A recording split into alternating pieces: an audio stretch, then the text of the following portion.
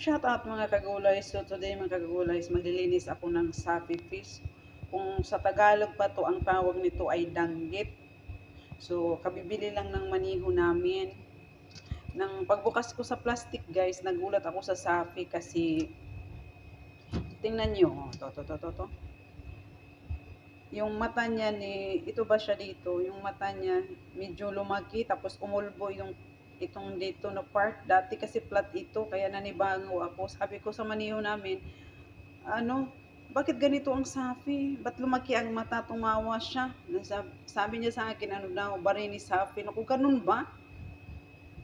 Baka ano, tingnan niyo, oh. Before kasi, iba kasi, flat lang siya, ngayon lang lumubo. Oh, yung mata malaki. So, yan lang po, mga kagulays. Thank you for watching. Bye!